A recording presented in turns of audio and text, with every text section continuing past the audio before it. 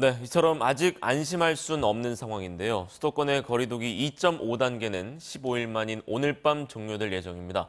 그러나 정부는 자영업자들의 고통을 고려해 조금 완화할지 아니면 추석 연휴를 앞두고 좀 더 연장할지 막판까지 고심 중입니다. 이어서 김정인 기자입니다. 정부는 오후 정례 브리핑을 통해 수도권의 사회적 거리두기 2.5단계를 종료할지 다시 연장할지 일부 완화할지를 공식 발표합니다. 방역만을 목적으로 한다면 현행 2.5단계를 오늘로써 끝내기는 힘든 상황으로 보입니다. 오늘 0시 기준 신규 확진자 수는 121명, 국내 감염만 봐도 가까스로 세 자릿수를 면한 99명으로 그동안 당국이 방역망과 의료체계가 감당 가능한 수준이라고 해왔던 두 자릿수로 여전히 떨어지지 않고 있기 때문입니다.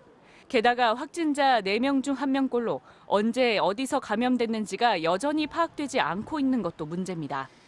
하지만 밤 9시 이후 영업금지로 대표되는 거리두기 2.5단계가 잇따라 연장되면서 큰 피해를 입고 있는 자영업자들을 중심으로 완화 요구가 거셉니다.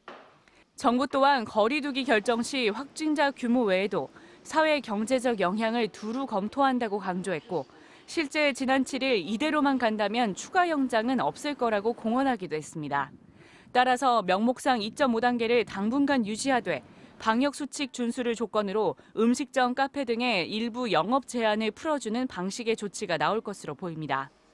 구체적으로는 마스크 착용과 거리두기, QR코드 기반 전자출입 명부 작성 등을 지키는 식당, 제과점 등에 대해선 오후 9시 이후 영업 제한 조치를 풀어주는 방안 등이 거론되고 있습니다. 하지만 일부라도 방역 조치를 완화할 경우 추석 연휴를 앞두고 사회 전체의 분위기가 다시 느슨해질 수 있다는 점 때문에 정부의 고심은 막판까지 계속되고 있습니다. MBC 뉴스 김정인입니다.